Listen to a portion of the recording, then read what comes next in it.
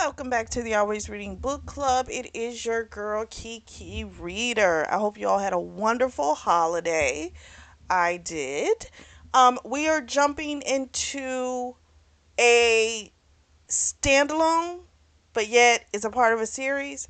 So this is part of the Oakland Hills Series by Gretchen Galway, and we're going to dive into book 3, which is called Not Quite Perfect. We meet April. She's trying to put the key in a door. It doesn't work. We find out this is her mother's home and that she has recently been evicted. So she was with this guy. He left her the previous night, ton of bills that were due, and the rent, and a three-legged dog that she calls Stool. And she calls the dog Stool because the dog likes to eat poop. Ugh, oh my gosh. Well, anyway, her car is full of her possessions. She's knocking on the door, and her big brother Liam answers. And Liam is like, "What are you doing here? Whose dog is that? You can't move in." And she's just like, first of all, it's raining. She wants to get into the house. And I'm sitting there thinking, okay, well, does he own the house? But she said this was her mom's house. Like, what exactly makes him feel like he can tell her what can and can't happen in this house? Like, that's a little much. Well, we find out Liam is the oldest brother, and he kind of took on the role as father figure to her because her father died when they were younger. And I want to say she was probably about 17. So Liam is married to a woman named Beverly. They call her Bev. And they live next door. They bought this home right next door to her mom. And their mom, Dixie, she helps out with their newborn baby. They had like a kid like 6 weeks ago. And so he had just come over to the house. He was going to get something, which he couldn't even remember what it was. And she messes with him for a little bit, making up something about she can make him something to eat. And she's also got this proposal for him because she wants to work at the place that he owns with his wife. So the place it's spelled Fite. Is that fight? Fit? I don't know. So she went to school, graduated, went to college, nothing spectacular she's done, okay? Now, Liam is an Olympian, and she has another brother named Mark who is a multimillionaire. He's into tech. And so basically her siblings are like overachievers. And what she's been doing, because she went to school for art, she's been doing temp jobs. And he feels, her brother Liam, like, she doesn't really, I think probably everyone thinks this way about her. She doesn't take things too seriously. And she's trying to work in the art department, the graphic design department of this company, which is basically athletic wear is what they do. So she's like, you could find a place for me in graphic design. And he's like, it's too high of a turnover in that department already. I don't want to put, another person there for Rita to just have to wind up either firing them or for Rita to quit, because I don't want Rita to quit. So I'm still thinking kind of okay, well, so what is the issue with the job that they're high turnover, And she says that to him. He takes offense, but she tells him, listen, I'm taking art classes, even though she has a degree. She takes her art classes. She goes every Wednesday night. And the reason she does the temp work is that she doesn't want to get bored. So he's thinking if he hires her, she's going to get bored and then she'll quit. And I'm not going to knock him for thinking that, because based on what she just described, if it gets boring, she's going to quit. So I can understand him being a little bit, hesitant. But then again, maybe after this experience of having this boyfriend, skipping out on her in the middle of the night, not paying bills, maybe she wants to do something more concrete, right? And she might be looking for something more stable. This is what it sounds like she's looking for. But again, if all someone knows of you is one thing, it's kind of hard for them to see you another way. So I understand that too. So Liam had made a rule of not hiring any family again because apparently they had hired one of Bev's cousins and that didn't work out too well and he had made that rule. April is determined to try and get him to renege on this rule. And my thing is, I just don't feel like he can stop her from trying. Like, okay, that's your business that you run with your wife, but I just don't like the fact that he was trying to stop her from staying in this home. This is their mother's home. This is where they grew up. Like, you don't have any pull here. And the mere fact that the reason you don't want her here is because your mom has the baby has that full attention right now, and you feel like if April comes around it's gonna deter that. So that's just being fucking selfish.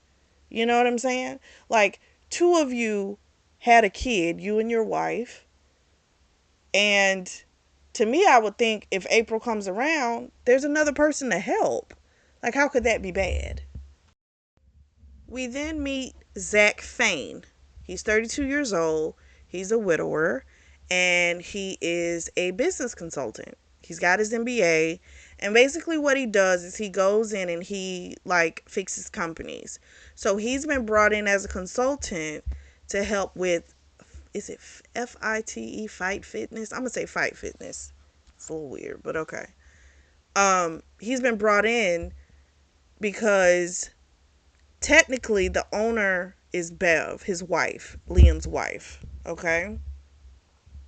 She inherited the business from her grandfather. And the brand apparently was already, I guess, in the toilet when she got it.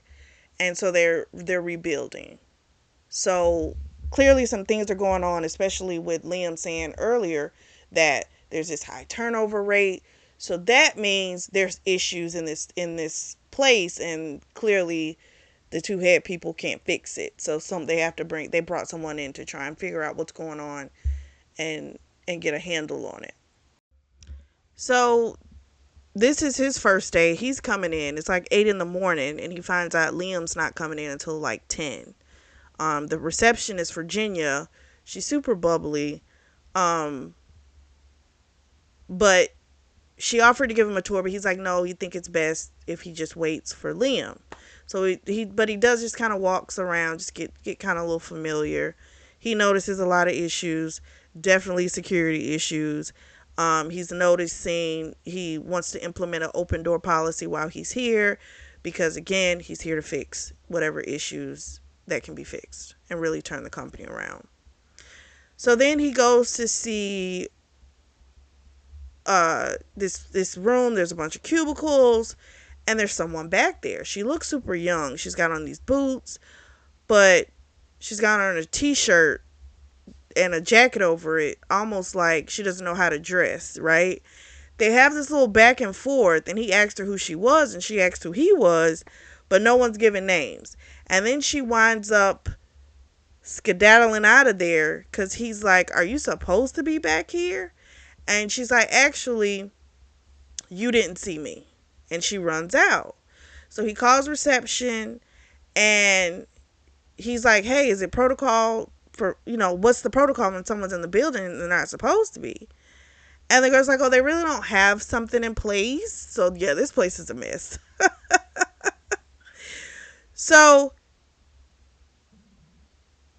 we find out, hasn't been with a woman since his wife died, and he gets this really weird feeling from this girl, and she looks like she could be like maybe 19. He's 32, so he felt weird about that. He also saw a design on the computer when she left out, and then it timed out the computer before he could get a good look at it. Well, We switch back to April's POV. It's in the evening. She's helping with the baby. Her mom's there. And they're about to give the baby a bottle. And Liam is trying to give the baby the bottle, but the baby doesn't want the bottle. And April's like, just give me the baby. So she takes the baby outside. The baby stops crying. Liam's pissed off because, this is his kid and somebody else had to calm him down. But we also find out that was her that Zach Fain saw. She's been sneaking in the mornings doing work, doing designs, because again, she did go to school for art, and she's been doing this, getting up at the crack of dawn. She's been really tired lately as well because she's doing this. But she feels like eventually, she'll be able to convince Liam with the work she's doing to bring her on. Liam comes over to get the baby again. Baby starts crying. And Bev is like, just give the baby back to April. I cannot deal with the crying anymore. She's about to have a breakdown. And she just wants to go take a shower. So they start talking about the possibility of April being the nanny. Because Liam is like, you said you were tired of temping, right? So this is going to be the compromise. A lot of back and forth between Trixie, her mom, well, her and Liam's mom, and Bev. And so this is what they'll do. April will do freelance work at the Fight Fit Fitness place. And she's also going to be their nanny for the baby. And they're going to pay her for both. Because at first she was like, I don't need to be paid to spend time with my niece. But Bev was like, it'll make me feel better. Okay. So we find out a couple things. Virginia, the receptionist, she's the one that got Virginia the job. April did. And so Virginia could get a lot of trouble for like letting her come in and like work in a building she doesn't work in, which is insane. But what she's gonna do is work like half days, and then the other half she'll care for the baby. So we'll see. This should work out. We shall see. She is, however, kind of excited because she felt a little oomph as well when she saw the Zach Fang guy. We switch back to Zach's POV. He, of course, liked the feel of her body when she kind of went past him. And we find out that he's gone out with different people, but none of them just don't give him the feeling. They just don't. Here she is, and this is someone he wouldn't be attracted to, right? She has this awkward style to him, and yet he finds her and her gray eyes absolutely fascinating. So she comes in, Zach is already there, and officially she works there now. She's aware of who he is. She made a joke about how people had seen him going into the restroom, but he's looking at every aspect of the business. He made sure there was no one in there, but this is about looking at every aspect of the business to see what's working and what is just absolutely failing or what's just not even there, So eventually Rita comes in, and Rita asks her to, take up some prints to the designers. And normally people take, I guess, the elevator, but she likes to take the stairs. So now our boy Zach is thinking about, what, maybe I'll start taking the stairs too, so that way he can find a reason to bump into her again. There's a little guilt he's feeling, because again, he hasn't really felt anything for someone in a long time, and he's been really enjoying waking up in California because he lives in New York, but there's bad memories there, so it's like a relief waking up in a different place, and I get that, totally understandable. So then we switch back to April when she tells Rita that, well, let me say it correctly. When she comes back in, Rita kind of tells, don't like try and rush him off again because April was trying to like get him out of there. She's like, don't do that. Like, whatever information he needs, you give it to him. And our girl April kind up on the lust that he has for her, but she's like, it's not possible because he doesn't look like someone who would be interested necessarily in her, you know? But Rita's like, like she's trying to make things go smoothly, you know, don't cause any problems, you know? Because Rita's like, they're going to give a list, he's going to give a list to Bev and Liam. And if, who's to say they're not just going to go ahead and fire who's ever on that list? She's like, they love you. She's like, but I'm not taking any chances. So Rita's like, don't cause no bullshit, basically. So she winds up going in and knocking on the door where the little conference room or office where he's at, and they have a little back and forth, and he finds out how long she's been there, and she was like, when she was sneaking in there, she was just trying to get her feet wet within the company, X, Y, and Z. But she's still not saying that she's related, because this still sounds weird as shit to me if I was him.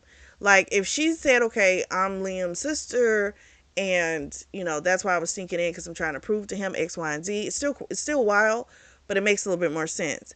But she's not telling the part that she's related to Liam, you know? Um, he thought she was super young. She did tell him she was 27. She's like, I just look young.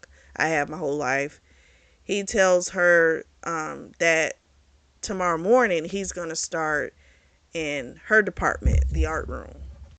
So it's the next day. Zach had sent an email to Rita letting him know that he was going to come in at 8 and he'll be in their department. And, he's got all these thoughts going through him.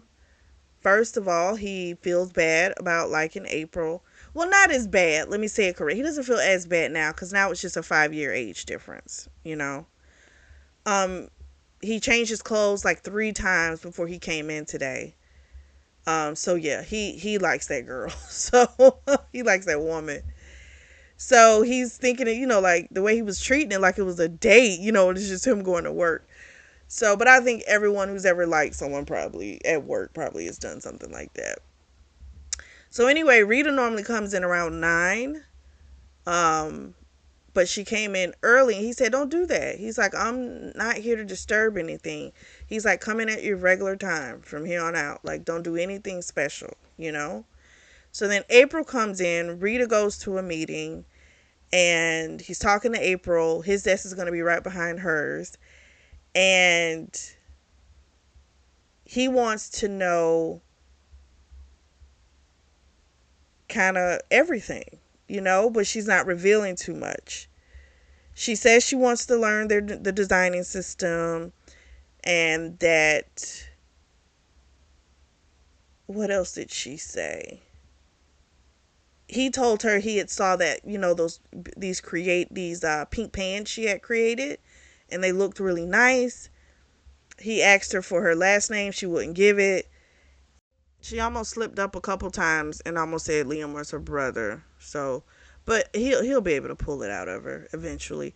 So April goes home and she's, doing the half days. And at first she was doing like full 4-hour shifts and then coming home and babysitting the baby. But she came home and her mom, Trixie, asked her this one time, like, anything new going on at the office.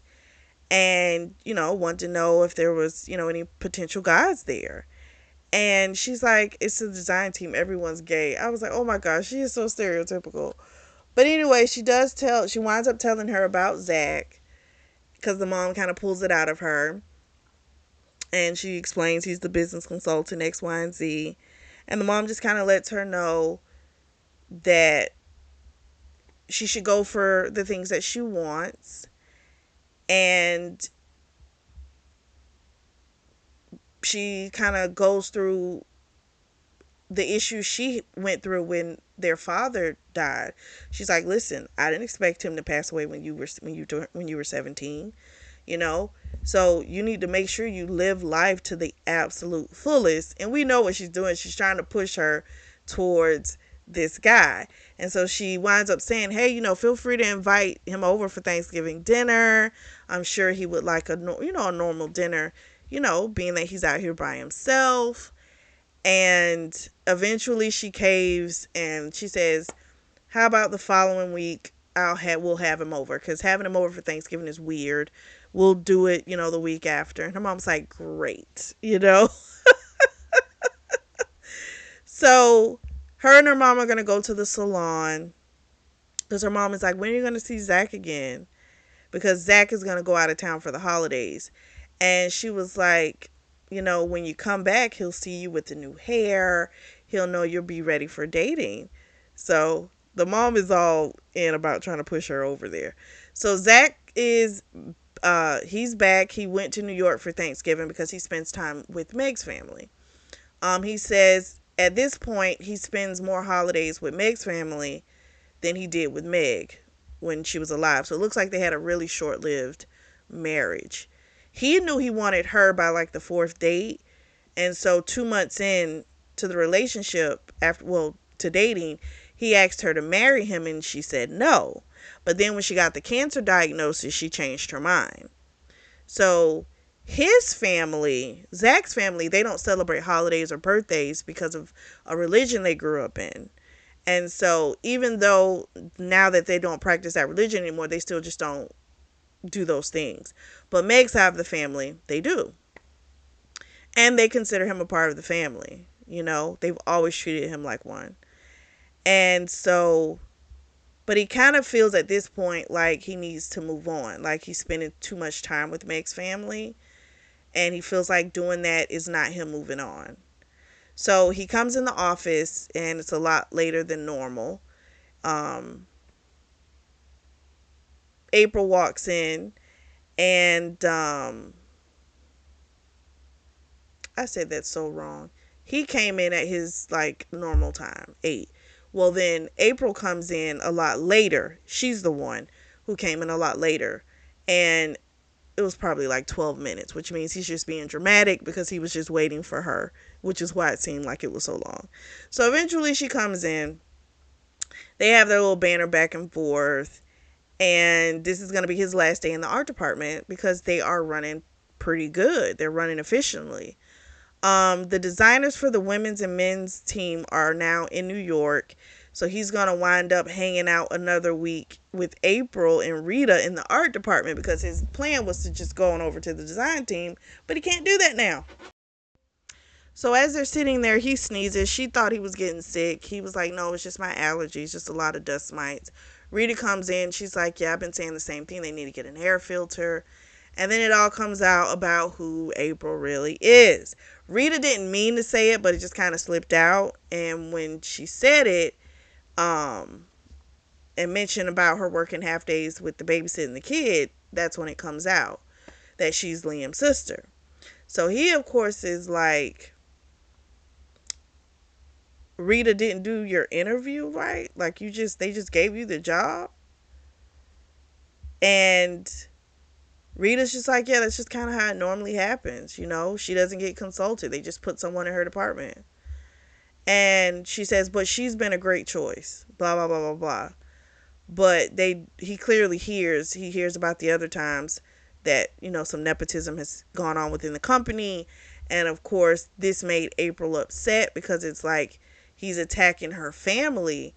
And he told her, "The things I suggest are just to make the company a stronger place, a better place for the employees to work, you know?"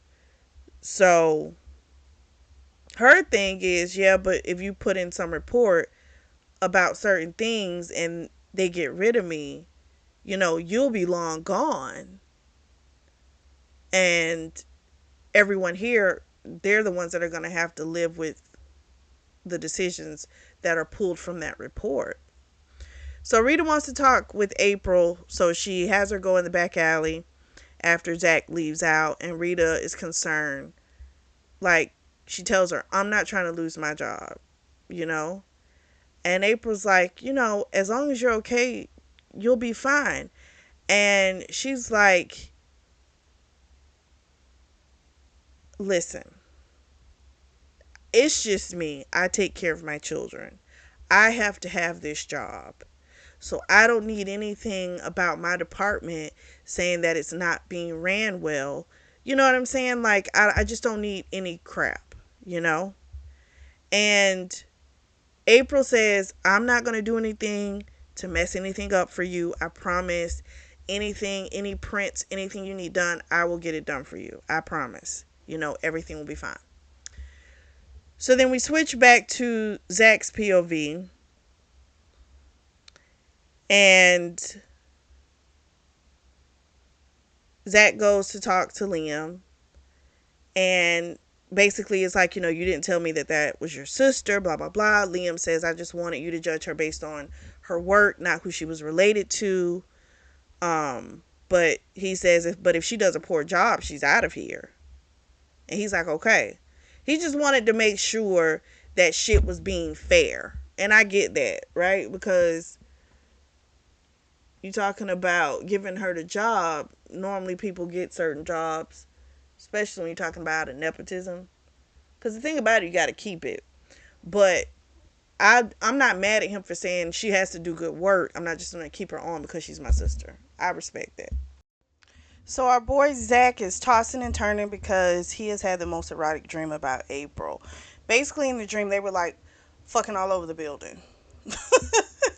And he saw the moon in the sky, and it was her brother Liam saying, what are you doing with my sister? And that's what made him wake up. But he doesn't have any curtains in the condo, and so the moon, it was big and bright, and that pulled him out with that last Liam as the moon thing. So again, he has not felt an attraction to a woman like this, and so we find out his friends have tried to set him up numerous times. Beautiful women, just doesn't feel the spark.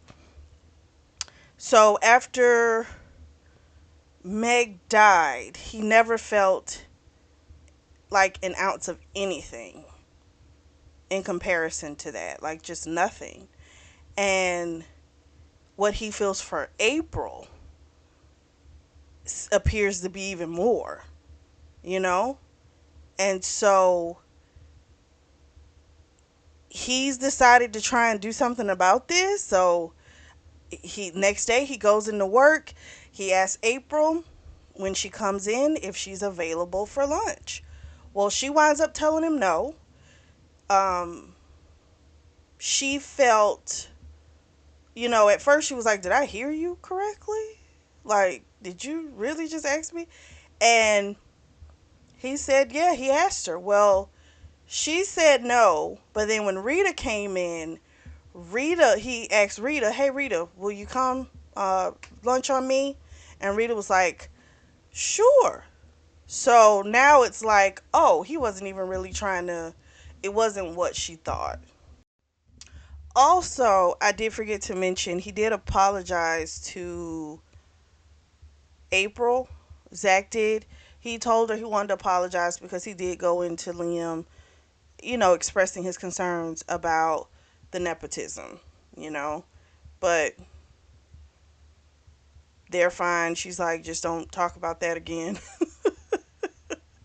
Let's just leave that alone. We also find out that the condo he's staying in is also the one, it's Liam's. And she actually used to stay in that condo with Liam um, before before Liam met Bev. And her brother thinks she's a whore, basically, because apparently she used to have a lot of dudes coming through there. So, our girl April agrees to go ahead. She's going to go to this little lunch as well. Her and Rita have a talk, and Rita tells her that Liam had called her the night before asking, was it okay for April to be there? This, of course, makes April nervous. And she's like, don't worry. I told him that, I love having you there, that I want you there. You know what I mean? So it's cool. April, of course, doesn't want her to stick her neck out for her because, again, Rita's single. She's a single mom, and she depends on this job. Whereas, if she were to lose it, she's fine. She lives at home with her mom. Her other brother is a multimillionaire. Like, she's cool. You know what I mean?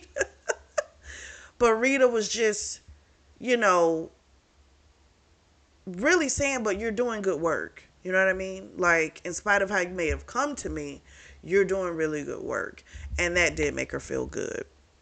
So he takes them to lunch, and he had almost asked the receptionist, Virginia, to come along as well, just to make sure it didn't, seem like it was any type of sexual thing. They only have 30 minutes for lunch, so they go to like a sandwich shop, spend 15 of it in line. So there's really no conversation when they do sit down because they're trying to eat. In Zach's mind, when she said no to the initial lunch invite, it kind of made him feel like, okay, I got to get this under control. This attraction I feel for her, because clearly she does not see me that way. Excuse me. I don't think it's going to all of a sudden stop, but in his mind, he's thinking, okay, that was the kick in the pants that I needed to know. I just kind of need to let that go and move on to another department as soon as I can. So then we fast forward about 4 weeks. She's doing a super great job. She has become more and more devoted to Rita every day. She is currently at a dress shop, a dress boutique with Rose. Now, Rose is getting married to her brother Mark, the multi-millionaire, the tech guy. She's trying on a dress. She looks absolutely amazing. She's a more full-figured woman, but she's still beautiful. And the love that she sees them display with each other makes her have to kind of go outside and kind of get herself together, because it's not that she's jealous, but it's like her brothers have found these great loves. And of course, it makes her wonder, when am I going to find mine? And so Mark comes outside to check on her, and they have a little talk. And Mark, he's super successful. And we find out he had sold companies before he left high school. So when he was in high school, he was a millionaire. And the family didn't even know it until like the accomplishments like came out. But they had no clue. The only thing that has ever mattered to him prior to Rose was like his work. And the minute he met Rose, the fact that she chose him and he loves her so much, it is just the best thing in his life. And she realizes that she really hasn't done anything to put herself in those situations, right? Being flighty, not really caring about a path for herself, not getting serious guys, getting, people you can play with, right? That's what she's been doing. So she's not doing anything to get anyone realistic, you know? So that kind of makes her feel like, maybe I need to do something different, because I'm missing this, I'm missing out on having a real partner. And the reason that Mark is there with her picking out the dress, because I know the whole thing of, normally the guy wouldn't be there. He doesn't see it till the wedding day.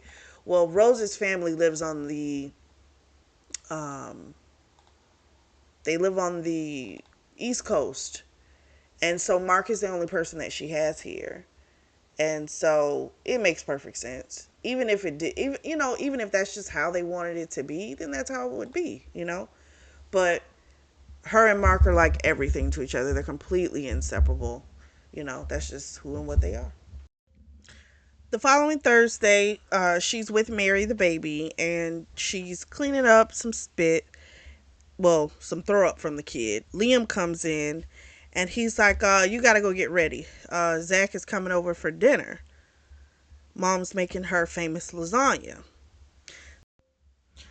She done slipped up there to the job and ran into Zach and invited him to dinner. And so now he's going to be next door in 10 minutes. So she freaks out for like 10 minutes. Um, she's like, I can't handle this, but it's kind of like it's happening. You know, Liam's like, the whole family's going to be there. Mark and Rose are coming too. So, I mean, that would throw anyone off because if you have no clue someone's gonna be around and it seems like she might have a little crushy crush on him, she notices him, you know, and it's like she's thinking, okay, he's out of my department, I'm not gonna see him anymore, and now he's popping up. Yeah, I can see her freaking out. I ain't gonna knock her for it. um, Liam told her it works out because he has some reports he's got to go over with them. Zach does, so it just kind of works out pretty good. And this is going to be the first time that she's seen him since that lunch prior to Christmas. So then we switch back to Zach's POV. He's nervous because this is going to be, again, his first time seeing April in that long amount of time. And when she opens the door, she doesn't have on that funky makeup or anything like that. She's just herself, and it's just even more so he's attracted to her, you know. I think he thought with time it would pass, you know. The rejection of the lunch at first would help. None of that shit help. It just didn't. So he's introduced to Mark and Rose, and then April calls to Liam, and they go for a few minutes and talk. Rose is going to make him a martini, our boy Zach. And then April comes and says, well, seems like we're going to be doing picnic style. It's going to be inside because it is cool outside. But it's going to be on the inside in the sun porch. So he's like, cool with me. I'm good. And they're getting ready for the picnic. She's not going to drink. April feels like she needs a clear head. She needs to stay sober. He, however, gets his martini, and I'm like, oh my gosh, let's see how this all plays out. He goes and helps Trixie set up the picnic. Zach does. April feeds the dogs, and then everyone comes in for dinner. We get a little backdrop. We find out he actually grew up in Bakersville, California. They had all thought he just, grew up on the East Coast. Then Rose winds up inviting him to the wedding after they've had their discussion about dresses and what they'll allow for April to wear. And Rose is like, she'll let her wear whatever she wants to because she knows April likes to be different. She wants to wear black to the wedding because the guys are going to be wearing black. Again, to me, it's just kind of annoying. Like, if this is what you like, then you do it, and I get it. But you're clearly doing it because you're trying to make a statement. You're trying to be different. You're trying to stand out. And a wedding is not for you to stand out. It's about the bride. So I hope she doesn't do that because that's kind of shitty, you know? So, but I mean, Rose clearly is, trying to make sure she's comfortable. She's concerned about that. You know what I mean? But I just hope she doesn't do that bullshit. So anyway, Trixie starts talking about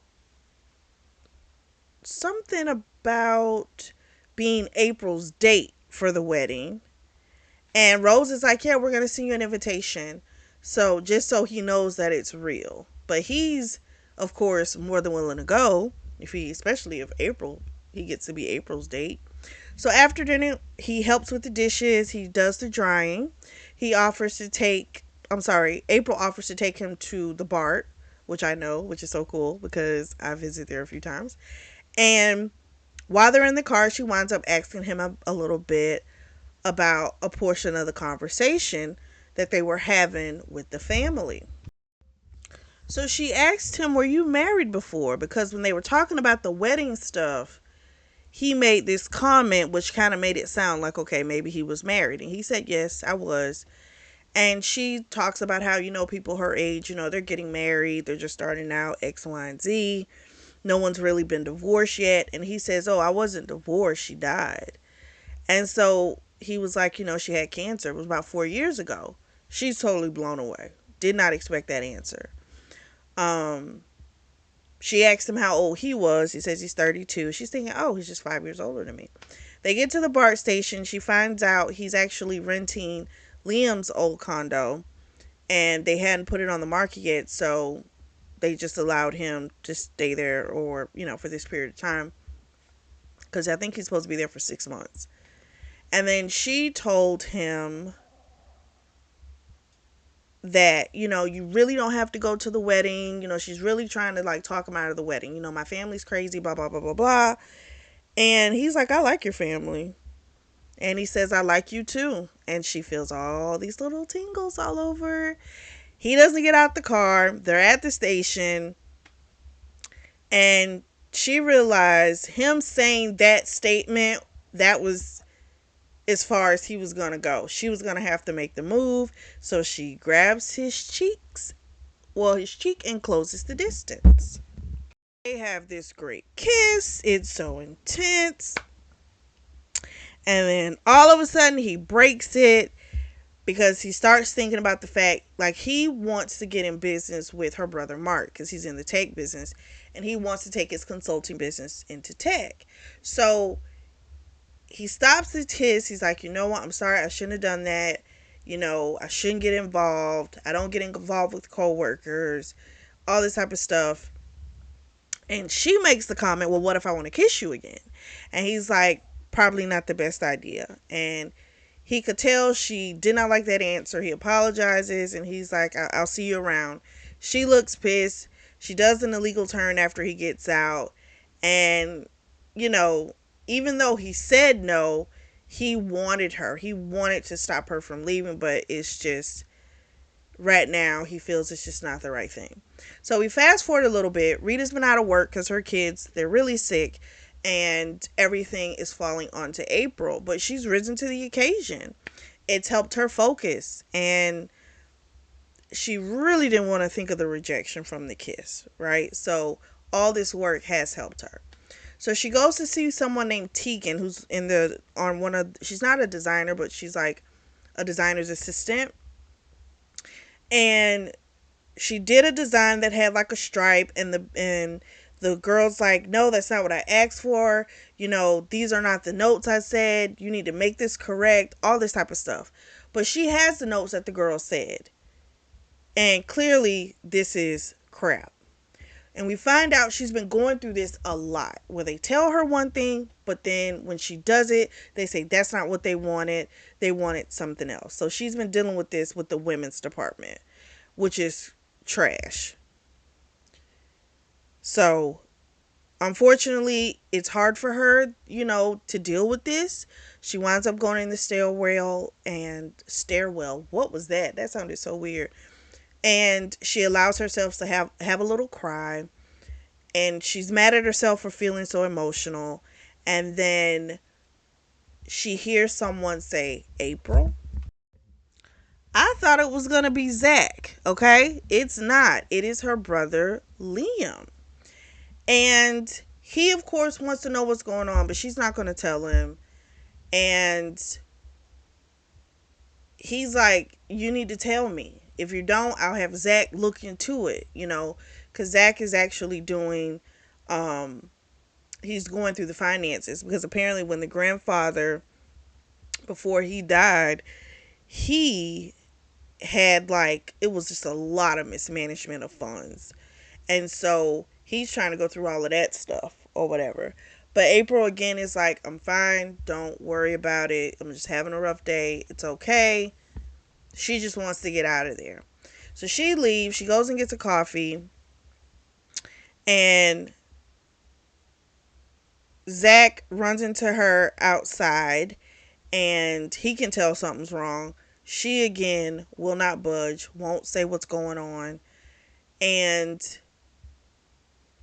again, it makes sense why they have a high turnover in the designing department. Well, the freelancer person, that works with Rita makes sense if you have people like Tegan doing the fuckery. You know, that's that alone I think is a mismanagement of funds, right? Because you're making her do work, you have to pay her for it. You're making her do work that's essentially pointless. Or is it pointless? Is it good work and you just don't want to acknowledge it? Like, that's a lot. Ugh. But anyway, she tells him, you know, don't, she doesn't want him to get involved. She doesn't want her brother involved because she kind of feels like if she goes to her brother, then it's going to be like that's what they want, right? To say you couldn't handle it, you couldn't hack it, you had to run to your brother, right? But he is the boss and this is crazy. She goes back to work, but she has the same bullshit that happens. It was like stripes, dots, polka dots, something, and she separated everything by just by the type of design to try and make it easier. And she got the same crap from Tegan, and so the receptionist, her friend Virginia, she wanted to walk around with her and you know talk about what was going on. So Virginia knows that they don't like her. She's like, yeah, they talk about you bad. She's like, I overhear them different times as they walk by. They do not like you. And it's just, I don't know. It's just, I can understand her feeling frustrated because it's like you're doing work for no reason, is what they make her feel like, you know? I think I don't know, maybe if it goes on too much longer, I feel like she should go ahead and talk with Liam because that is a problem. But I do understand she doesn't want to appear like she can't handle it, but shit, I don't, doesn't seem like you can. She had got a text message from Bev asking if she was going to be able to get off in time at 6 so she could babysit the baby because she and Rose were going to go out. Well, she's taking Rose out for drinks and stuff because she's been planning so much stuff with the wedding. It did touch her feelings a little bit because she's like, wow, they didn't even think, for me to come along. But, I don't know if you haven't. They seem like they all get along, but maybe it's just not as close. Maybe those two are closer. I don't know. Well, guess who was in the office kind of hiding out based, because Liam had told him to keep an eye on it, even though April had said don't do that. He still went to Zach and had Zach sit in the room, and he witnessed the whole thing of Tegan going off on her for the second time that day with the bullshit, you know? So she leaves for the day. He winds up going out there with her, trying to give her an umbrella. She's like, no, I just want to feel the rain. And so then they wind up going to have a drink. So she goes and they order like some like apple teenies at first, and she's like, no, this ain't gonna do it. He's more of a beer guy anyway, so she went up and got them beers. They have a whole conversation, and she was just saying like she wants to change how she dresses. She wants, maybe this is happening to her because she wants to look more corporate. They're not taking her serious because she doesn't look serious, right? Because she has the serious edge to her clothes. And she's like, I want to dress like you, boring like you, because he, will have on the khakis and stuff like that. Eventually, she agrees. I'm sorry, he agrees to go. And so he's waiting outside the dressing room. And she comes out in this like granny looking floral dress. And he's like, yeah, that would be great. She's like, no, it won't. It's awful. So then she's like, go and pick something out. So she's like, I want the female version of what you're wearing. So he goes, and that's what he gets, like some khaki pants, nice shirts. And she's like, okay, great. This is going to be perfect. He's like, no, it won't. You need something that will make you look more, feminine. Like, you can still dress, nice and professional. It doesn't have to be khakis and, what I'm wearing. And she's like, nope, nope, nope. I'm going to wear what you're wearing.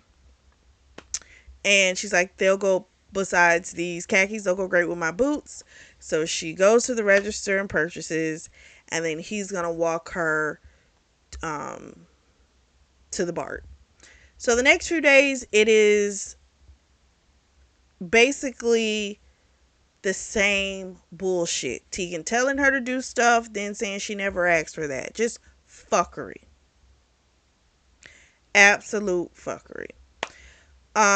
She gets a call from Zach and finds out that the whole team, now the girl had told her to have something done by 12, okay? Come to find out, the whole team has left for LA for shopping. Didn't tell her. And so this pisses her off because she's like, son of a bitch, like, this is so fucked up. She goes on a walk with Virginia and they talk about what just went down. And then Virginia, of course, brings up Zach. And I guess she's noticed some stuff. And she's like, I guarantee you something's going to happen between the two of you. And she bet her $100. So we'll see how that goes down. So then Zach is gonna leave out because he's gonna go to Bakersfield with his to visit his parents.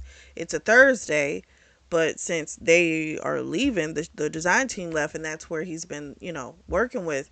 It's like, well, he might as well go too. He's go ahead and go see his family. And she got a phone call from Liam, and Liam is like, Tegan just told me that there were some revisions you were supposed to do before she left, and she hasn't gotten them.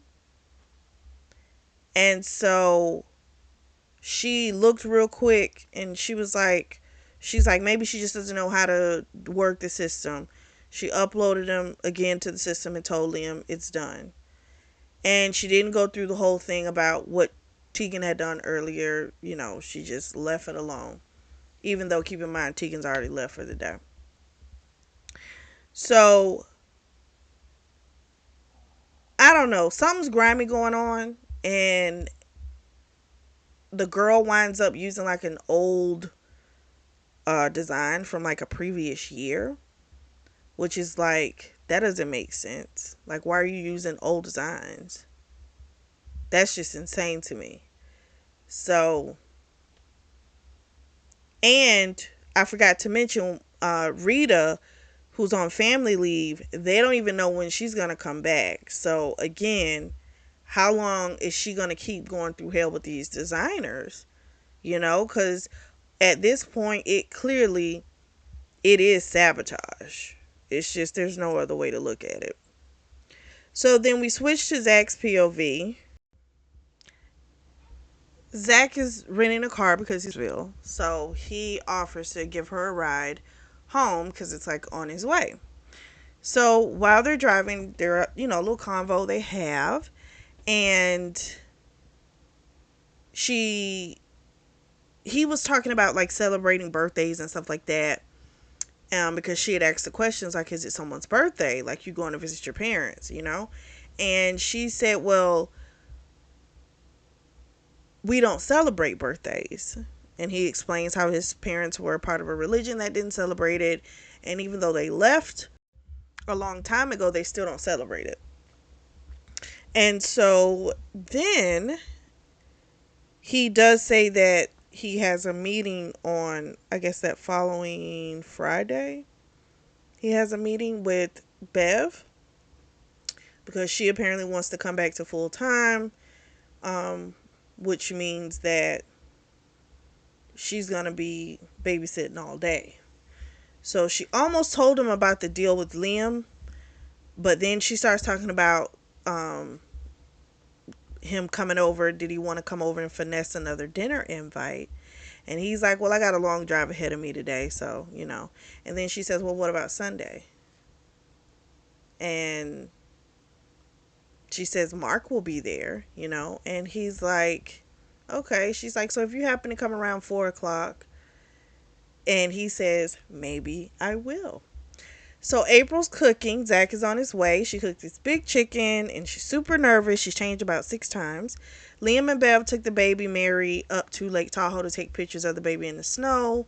So he's not going to be there. Well, they're not going to be there. Rose and Mark and her mom Trixie are there. So Trixie goes and opens the door. And some kind of way, her dog Stool, which again is a crazy name for a dog. But the dog does eat poop, which is crazy in itself. But anyway, some kind of way the dog was able to get on the counter and eat the chicken. I think what happened is Trixie found a way to get that done. Because now she's like, oh, you guys can go out and get us some takeout. We're not picky. No dietary restrictions. Take your time. So April and Zach leave and they go to this college area, which is close to the BART station. They ordered pizza. Well, when you order in person, apparently it's a longer wait. And the wait was like 70 minutes. So they go to this little trendy bar. They have a drink, they have a beer, and we find out a little bit more information. So he asked her about her dad, and she said, oh, he's dead. He's like, oh, I'm sorry. Like, that was so rude. And she's like, no, no, no, it's fine. He passed away when she was in high school. And she says, we weren't that close. He was barely home. He was either helping Liam, on the road to the Olympics, or, he was with Mark trying to make him become the next Bobby Fischer in chess. So, didn't really have a lot of time for the ugly girl, because she apparently assumed she wasn't that cute. He, of course, was like, I find that hard to believe. We also find out that her dad invented this energy bar and sold it to some corporation. And he was able to retire off of it. And her mom still lives off of it. Might not be enough for her to retire, but it'll help her out. She'll have a good amount. She just can't go to Tahiti every week. But when she found out Mark was like a millionaire in high school, it was just kind of like, oh, we good. Ain't got to worry about stuff. Because she was kind of concerned by the time it was her, go at the proceeds from the energy bar. It probably wasn't going to be that much. But she's like, dawg, I'm good now. Then they get to kind of talking about different things. And she made a comment about him not being able to hold his liquor. She's like, well, when you do drink, you regret things. And he says, it would surprise you what I regret, and walks off. She feels all tingly. So they come back, they have dinner. He's playing with the dogs. He wound up talking with Mark about Mark's new startup, which is something in the health, it's like a health app or something. And then they asked him if he wanted some more coffee. He's like, nah, I really do need to get going. And Trixie's like, you want some cookies? And April's like, Mom, let him go. He's had a long day. So Trixie's like, because he came back, I guess, on Sunday. And he came back and came right there. So she still goes and gets the cookies. She's like, it'll be something for him to have over, back over to San Francisco. So they go outside. They have this moment. She asks him, did he mean what he said? He says yes, which I like. He wasn't playing, trying to act like he knew what she was talking about. But the problem is the man wants to rip her clothes off, make love to her over and over again. And he's like, he realizes he's got to get out of here. And I'm like, I just need for both of y'all just to say what's up. I mean, I'm proud of her. She kind of trying to get it out of him, but good grief. So he's decided that when he goes back to New York, he is going to try and make meaningful connections with a woman. Because my thing is, though, you're probably not going to feel that intense. That's going to be the thing. So we fast forward. It is Rose and Mark's wedding. Mark has bought out the entire place. And it's kind of like where, I don't know what they call them. Is it a resort? Probably called like a resort or something like that. Where they have the venue, but then it's also like a hotel lodge type situation as well. So basically everyone is can have a little mini vacation because he bought it for a week for everyone coming up to it. So I was like, damn, that's pretty nice, but he is rich. So April finds Rose by the dumpster. Girl's having a whole freak out. She keeps talking about the weather, afraid it's gonna rain. Of course, we know it's nerves. Um, and she's like, I need to talk to Mark. I need to talk to Mark. And I get that they're very codependent on each other. I can understand her being in that moment, and that's who she wants to talk to because she's freaking out. So she brings her back inside and takes her to her friend, whose name is Molly. They're getting ready, and eventually April's able to get her to her mother, and Blair is one. No, is that? I think her mother's name. Let me think of her mother's name. Molly. I'm not sure who Molly is. Maybe Molly was one of the bridesmaids. We're gonna go with that. I think she's one of the bridesmaids. Another one of the bridesmaids is Blair. And Blair is married to a guy named John. And John and Rose used to go together, but then Rose dumped him because I guess she wasn't feeling him. And then him and Blair got together and they eloped. Okay. We've had these conversations on this channel before about people. I don't know why people be wanting people leftovers. I don't know. But I just they can hang it up. No thanks. But so eventually she's able to get her to her mother. Rose's mother's name is Kim. They get her dressed. She has another little panic attack, but eventually they're able to get her ready. And she's like, holy shit, I'm getting fucking married. We switch to Zach. He's having his champagne. He's feeling pretty good. And he's thinking, he's supposed to be promoting his business, right? Like when he went to go see his father was told him how proud he was of him and how, you need to really go for what you want, and you need to make these connections that you set out to make. That's what you need to do. So when Mark comes near him, he starts talking to him, but he starts talking shop, and you can tell Mark is not in the mood. It's like, dude, this ain't the place. Like, I get that you want to make connections, but not at his wedding, bro. He's at his wedding. He's not in business mode. You know what I mean? So I thought that was stupid. And sure enough, Mark pulled away because he wasn't paying attention. Like, he's not here to listen to that crap. So as Mark leaves, he of course is thinking about, there is more to life, and he sees our girl April dancing with this guy. And she looks great. She did not do the all black thing, thank goodness. She dressed like the other bridesmaids. She looks absolutely amazing. I was like, thank goodness. So anyway, he puts down his champagne glass and he goes over to where she is. So then we switch to April's POV. She's dancing with this guy named Siley or Silly. I don't know. His name is Sylvester, but they call him Siley or something like that. We're just gonna call him Sil. I don't know. That'll work. Well, Silly. Maybe it's Silly. It just sounds like that. Okay, we're gonna call him Silly. So he's being all handsy, but she tells him, if you value your testicles, you'll stop. Well, Zach pops up, and I'm thinking, oh, Zach's coming for her. Because he's looking all intensely at her, but he winds up talking to fucking Silly. So him and Sylvester, they're just having this whole conversation. And she's just like, well, screw this. She leaves.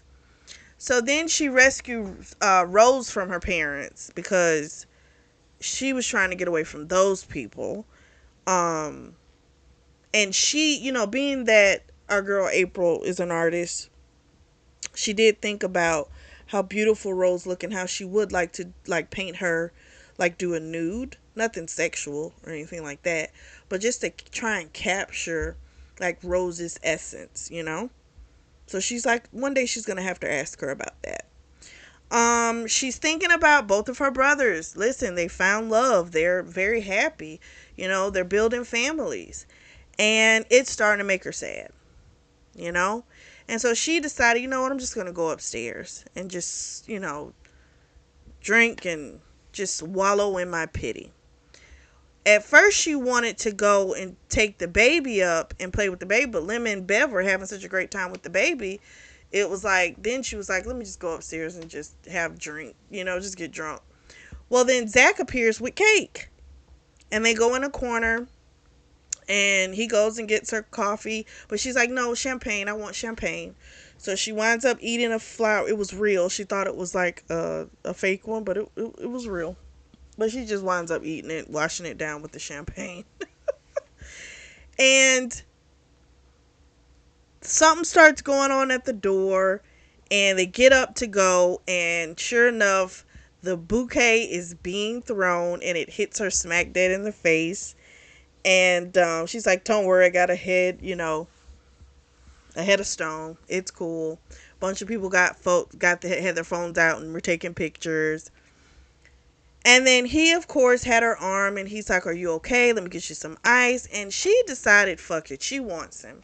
And so she asked him, are you staying at the hotel? He said, he didn't say anything. She says, well, I'm in room 16.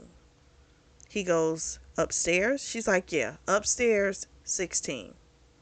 And then he kisses her, and he says, afterwards, he says, I planned on staying here in room 16 the whole time. He was starting to pull back, and she said, don't do that, room 16. So then he decides, fuck it, he's in it, right? So they go upstairs to her room. He gets in, he rips his clothes off. They have another hot kiss. She decides to give him a strip tease. He absolutely loved it. They have this nice heart fuck. They fall asleep. It's like 1:30 in the morning. He decides I should probably go ahead and leave because he doesn't want it to be weird at breakfast, because he already knows like he's not going to be able to act like normal, like he hadn't just had her. So she winds up waking up, and she rubs him. He gets hard again. And what woke him up the first time was that he'd had this nightmare where it was April, but then it morphed into Meg, and it was so wild. So he told her he was going to go, and she's like, do you really want to? And she was starting to seduce him again, and he was going to stay. He wanted to stay, and then she's like, no, one of us has to be an adult. She's like, you're right, you should go ahead and go. So he had this look on his face that made her ask, were you thinking about Meg? Which is a weird thing to say after sex, but it's also like they kind of get each other. And he tells her, I was thinking about you, but I was just thinking about, basically going at it again. So he gets his clothes and everything, puts them on. And he's like, I'll call you. She's like, you don't have my number. He's like, I've got Trixie's number. I have your number. I have everyone's number. So he opens the door, and she made another comment, and 2 feet away is Liam and baby Mary, and I'm like, oh shit, the very person they were trying to keep it away from is right there. Zach leaves, okay. He was hoping his zipper wasn't down, but he didn't want to look. Liam looks like he wants to rip him to shreds. The baby Mary is hollering, oh my gosh, for the gods. And Zach asked him if he need any help. And he goes, do I need any help? He was like, I'll just be leaving. And Liam goes, yeah, you'll be leaving. So he leaves, gets back to San Francisco, has a couple of beers, and he calls April to give her a heads up. She wakes up. It's about 4 now. And she answered. He tells her what happened, and he sounded like he's probably going to let me go, is what Zach said. And she's like, I'm an adult. You're an adult. X, Y, and Z. So he asked her to come over for pizza. He was going to make homemade pizza, and she was like, okay. She's like, she was down for it. And clearly doesn't just want a one night stand, so both sides are happy. So then we switch back to her POV, and later on when she wakes up, she goes, what did she do? She went back home, and she took a long walk along the shore, and when she comes back to the house, she runs into Liam. And he goes in on her. He made a comment that really pissed her off. He said to her that you couldn't leave this one alone. And she said, "You're going to apologize to me for that. You're going to apologize." So he apologizes, and she goes and takes a long shower. She comes out, Liam's gone. She called Zach and was kind of like, you know, maybe I shouldn't come over X, Y, and Z. And he's like, "Are you trying to end it? Is that what you're trying to do?" And she's like, "I just think it's better to just go ahead and end it now instead of to keep going, right?" And he's like, "Well, just come over for lunch, you know? It can be anyone can come over for lunch, right? With no pressure." Well, she decides she's going to bring her dog Stool so that nothing can happen. So she brings over Stool, and he calls the dog Tripod because he just thinks Stool is such a mean name. But I'm like, hell, the dog eats shit. I mean, so she then asks him questions about why he took the job, you know? And she made a comment about hoping that he didn't charge Bev and Liam too much because, they were just getting back. They had just gotten out of the red. He said, "I did reduce my fee." He was like, but he told her the real reason. He wants to get into that tech field of business. And so a lot of his contacts now come from his former father-in-law. And he liked to move in another direction. And that was his primary reason for taking this job. Plus, it allowed him to, get out and come out west. She's like, "Oh, so you wanted Mark all along?" She said, "Yeah, but I told you." He's like, "I've been forthright about that. It's not like he's been lying." So she doesn't hear the dog. And she's like, "It's too quiet." Well, he is in Mark's room tearing up the tuxedo, which was pretty expensive.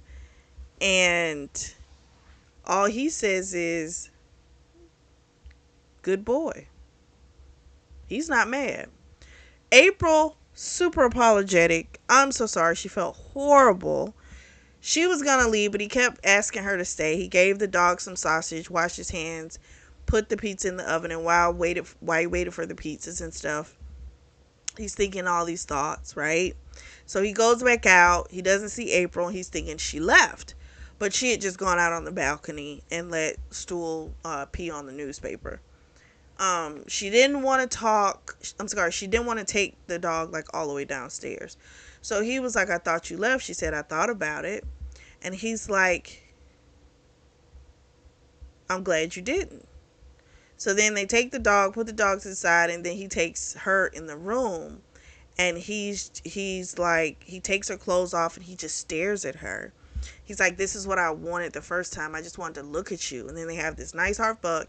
And he asked her how, before, because he had asked her, like, how did she want it, fast or slow? And she was like, "I want it fast. I want it really fast." So that's how he gave it to her. So then afterwards, when he was done, he just said her name. He was just like, "April."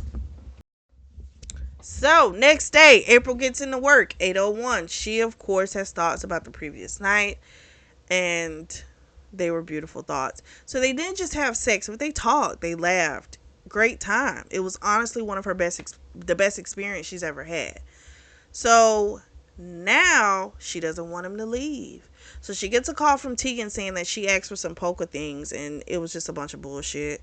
So she got the things that were scheduled to get done. She sent her some other extra stuff as well just to give her more options. And she calls Virginia and she's like, "You want to go walking on break?" And Virginia's like, "Why?" She's like, "For good health." She's like, "Also, I need to stop by and get you $100 from the ATM." And Virginia's like, "Yes, I want the scoop." So sure enough, she gets her money. She tells her what happened without telling her all the explicit details, not, detail for detail. And on their way back, she's trying to think of a way that she can make him like stay forever. Or at least maybe another 6 months, right? So we'll see what plan she's got up her sleeves. We fast forward.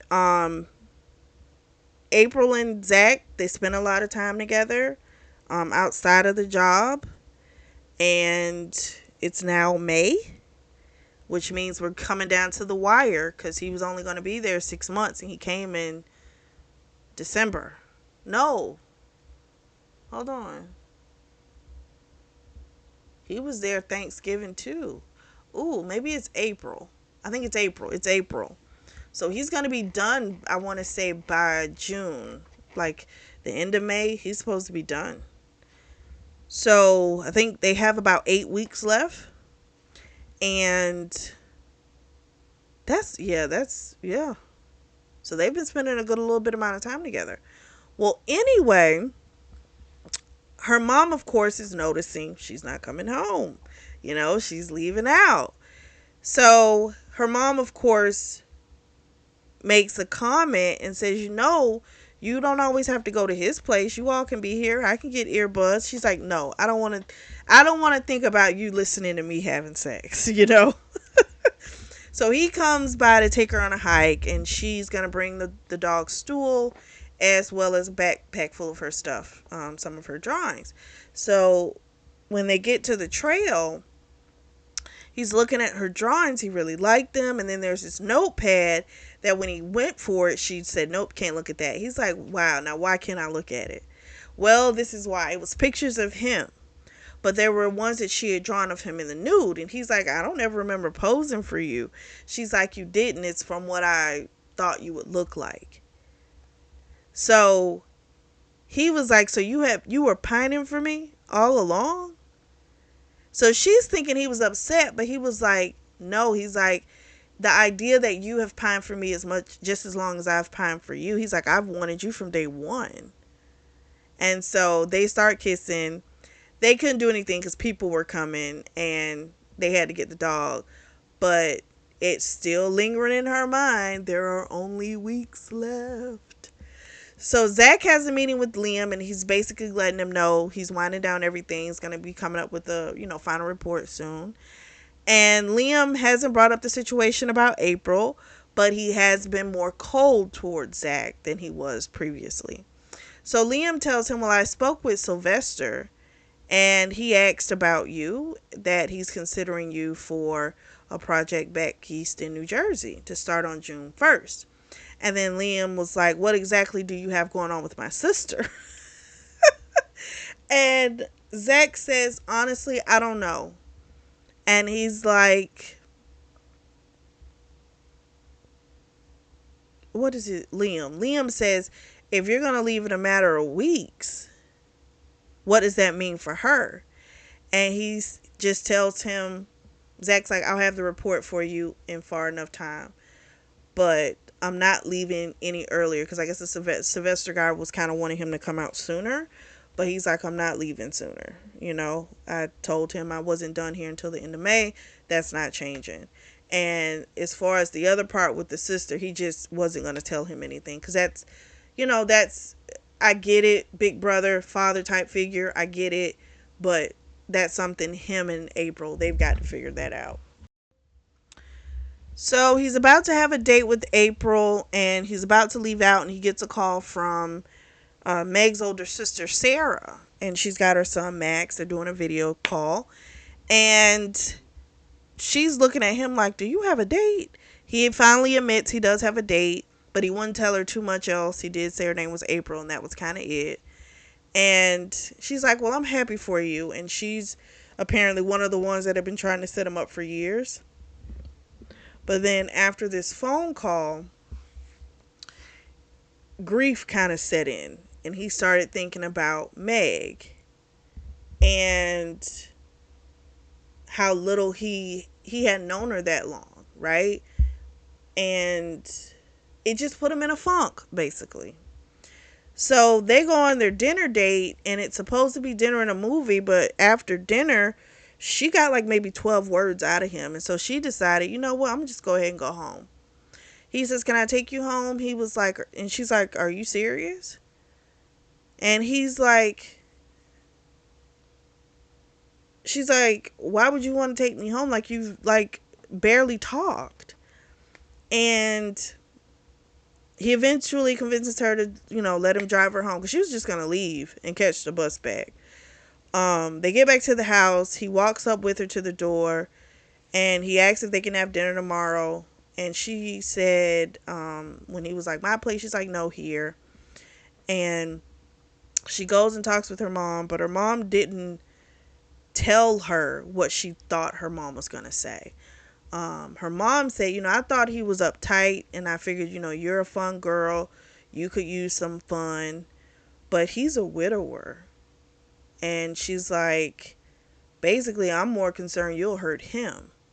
That hurt her feelings because it was like, wow, even her own mother didn't think she was capable of seeing being in something serious. But if all you have shown someone is that you don't want anything serious, you like to hop around, you don't want real commitment, why would they ever think that now you would? You know? But, I mean, her mom was honest with her, but it hurt her feelings. She did confide in her mother about, she was having issues at work. Her mom felt like she should confide in Liam and Bev, and she was like, no, I'm going to handle it myself. And her mom says, well, have a great sleep. Normally things look better in the morning. We'll see how this works. April goes into work and Rita's there. And we find out Rita has been getting a ton of phone calls from the design and emails from the design team. And I'm like, well, if she don't fucking leave, they shouldn't have been bothering her. But anyway, I digress. So basically, they've been telling her that April's been doing a terrible job. And they've got a meeting that they want to schedule with Liam. And she felt horrible. Then someone from the men's department came and gave her something to do. And she wanted to throw it down. But Rita was like, do a good job for them. They can only be a good ally for you. So she does it. She gets it done. And then she goes home thinking, she'll be able to go, take Mary to the park, get some inspiration from the kids.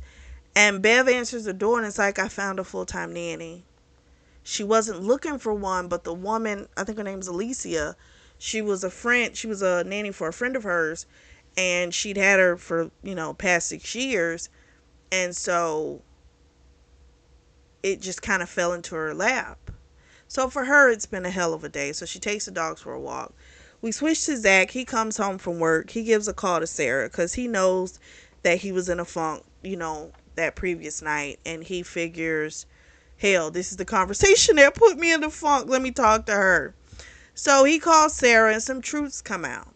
So Meg had told her family that her and Zach were engaged when they were not.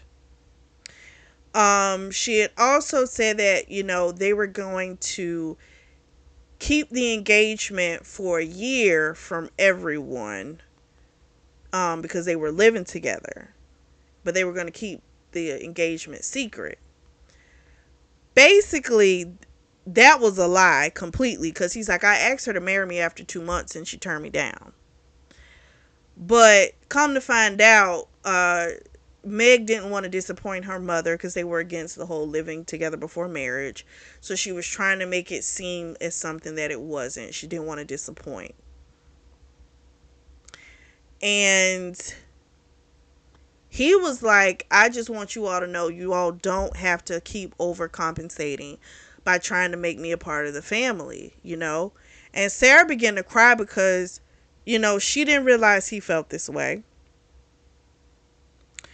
And she did admit that her sister had an issue with being concerned about what other people thought, but he felt unfortunately, Sarah's crying, but for him, a burden has been lifted because all these years he's felt like they keep reaching out to me and trying to make me feel a part of the family because they feel sorry for me because, I was married to their daughter and it was only for a short period of time, whereas Meg apparently only said yes because when she got the diagnosis, which could have been she was afraid to say yes the first time, and then once she saw what it was, she realized this is what she wanted. I don't know, but Yeah.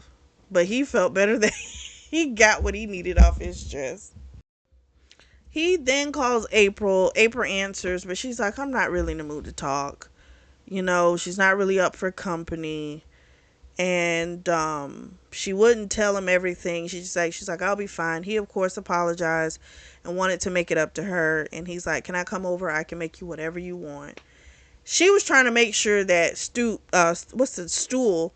doesn't eat poop. But thankfully the other dog owner got the poop up so he could get to it. She agreed, and she did ask him, your mood, was it about Meg? And he said yes. He said he talked to, her older sister, and it had put him in a mood. She's thinking Meg was the love of his life, but I don't think she was. I think that's just what she's thinking, but it wasn't. It doesn't appear, the way he talks about it doesn't appear it was that.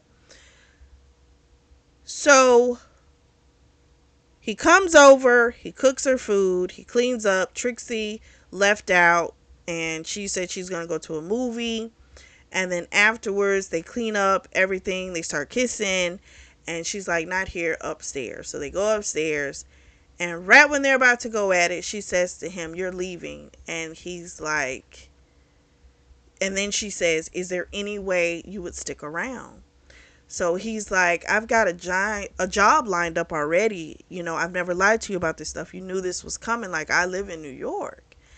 And he tells her, you're an artist and you have great designs. You've got a portfolio now. He's like, you could demand triple what you're getting paid out here for your work. And you could really dig into your art. It'll be the perfect place for you. But all she heard is that he's taking her away from her family. And she got pissed off. And it was like, being that Bev and Liam had made that decision to hire a nanny without even consulting her, that pissed her off. So all of it came out onto him. My thing is with that, that's not your kid. You're the babysitter. And you're the aunt, but that's not your kid. You knew they at some point would get a nanny. So if that means it happens sooner than later, it happens sooner than later. I think she's just being a little sensitive. That's just me. So she, of course, tells, she went off on him and basically let him know that she wouldn't leave. That was not an option, that he was selfish for even asking her to do that. And he leaves. Doesn't fight her on it. And she winds up crying herself for hours. She notices her mom still hasn't come home. And then she gets a call from Liam saying mom's in the hospital. She's at the hospital with Liam, and apparently Trixie's got appendicitis. They've got to operate. So they're waiting around, and they have a little conversation. He, of course, wants to know about her and Zach. She didn't tell him that Zach had asked her to move to New York. She just said that, she asked him to stay and he said no. And I don't like that. Tell the whole fucking story. Because you realize him asking you to come live in New York, yes, it's a benefit to him, but that would have been a fucking benefit to her too. And she didn't want to hear that. Because she likes to stay in her fuckery. Then she wonders why people have the perception of her that you ain't fucking serious. That's why. Proven point. They then talk about the impending meeting, and she tells him, I know you're going to fire me. And he says, the decision to fire you is not going to be up to me. It's going to be up to Rita. And he tells her, how he'll always be there for you and how he loves her. And for her, it was nice to hear. So we switch back to Zach. He's decided he's going to fly back a little sooner to get a little bit more info on the ground with the new company. And he's thinking about April, wondering, if maybe he shouldn't have given her that option about moving to New York. And maybe he just should have told her that he had planned on coming back at the end of the year to see her. something. He winds up having a conversation with Sarah, and Sarah lets him know that they don't invite him to things because they feel sorry for him. They said they really do love him and they really do consider him a part of the family. And she believes that Meg really did love him and all this type of stuff. I don't know if Meg truly did. I'm just being honest. I don't. I think that's what maybe she thought, and maybe that's what Meg led them to believe.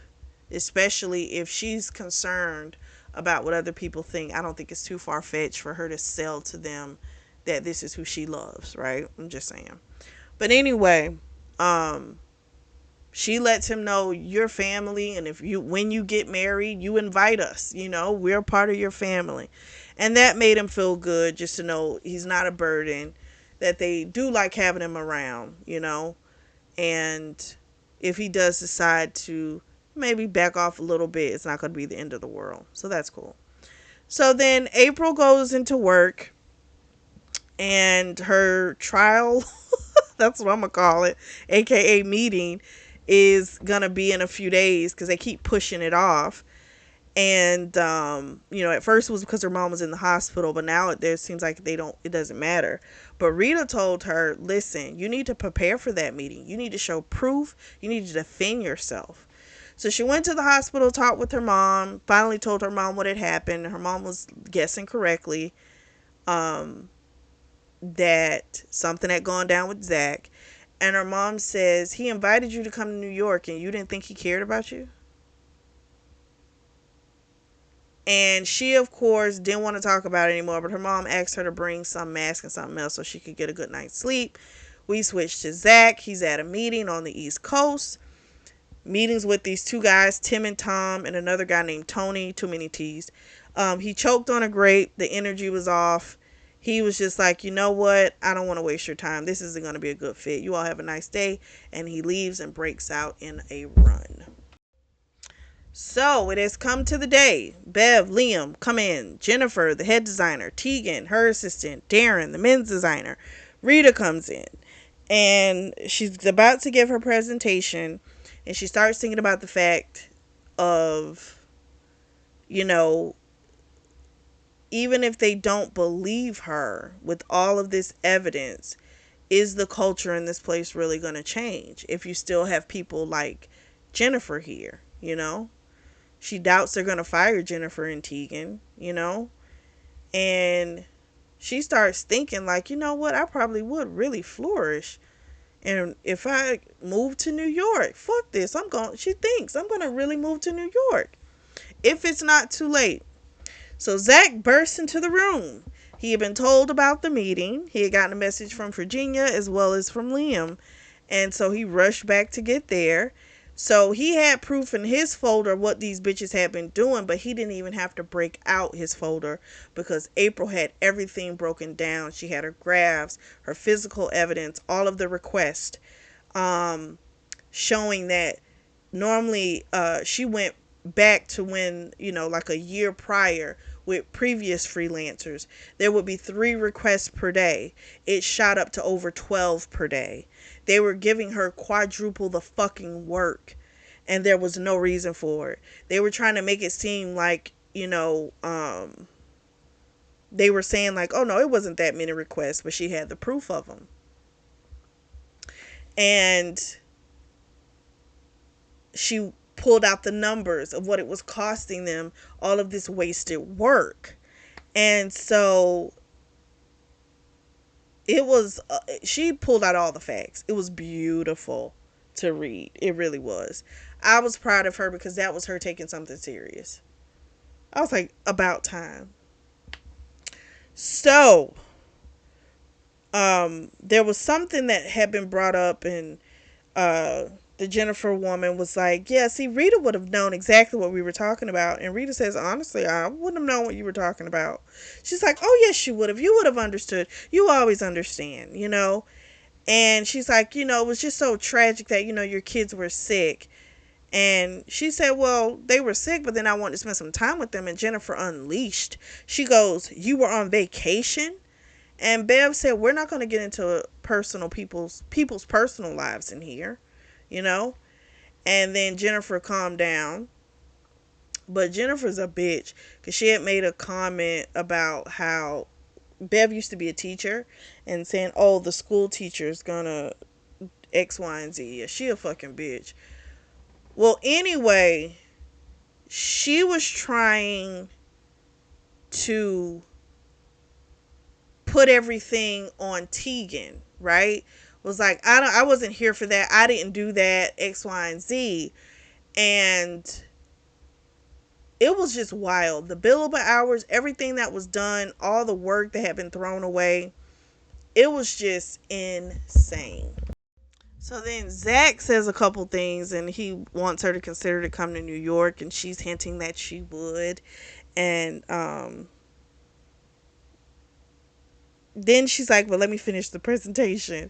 So also in the meeting, Tegan, it said Jennifer was the one that told her to give April a hard time. Jennifer's been trying to get another job. She hates it here. She hates the family. She hates the whole setup. But she wouldn't leave until she had another job. But she basically wanted to break April and screw this place before she left. So just a nasty bitch. Tegan wanted to talk, tell the truth. And Bev was like, "We'll take a walk. We'll talk about it." And then Jennifer stormed out, and they found out that 96% of the designs that are going over to the women's department are not being used, which means they're more than likely good ideas. She's not using them, but that makes sense if she hates the company. She's trying to sabotage. So that also makes sense why they wanted, like 2 years ago, something, a print from 2 years ago, because you're trying not to get these people to grow. You want the company to fail. That's just so crazy. Well, anyway, we find out, you know, Zach then took a job in San Francisco. And again, New York, I think would have been good for her. New York has eclectic people. It would have been great, different vibe from California, but it would have worked.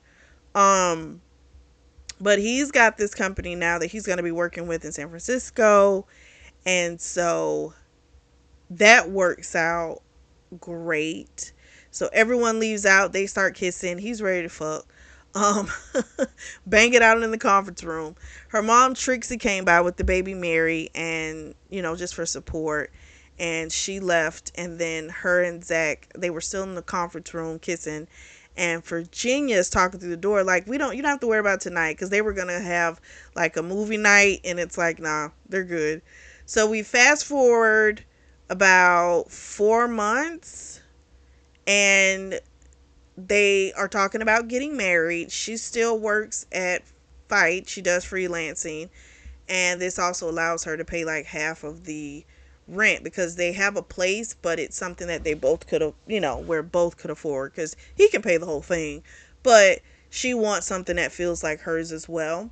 So that's why they picked the place where they did. It's a good location. It's like halfway between her parents' house as well as to where she works, so it works out pretty good. Um, they might get married on a boat. Who knows? She just knows that monogamy is going to be great with them, and that's how it ends. I liked it. The only thing was I wanted them to get together sooner. That's all. But that could just be me and my impatience. But other than that, I loved it. That scene in the conference room at the end where she went off was perfection. Loved it. Um, I always like when we do see some growth. She seemed to have matured, because she went from being like kind of skittish to actually knowing what she wanted, being able to verbalize it. It was good. Even though it took her a long time, she finally got there. But I liked it. What did you all think? Let me know. Drop down in the comments section. If you are in the market for a beautiful notebook or journal, I do have those available, and the links will be available down below in the description section. Make sure you like and subscribe, And as always, I truly do thank you all for your support and thank you for tuning in to the Always Reading Book Club.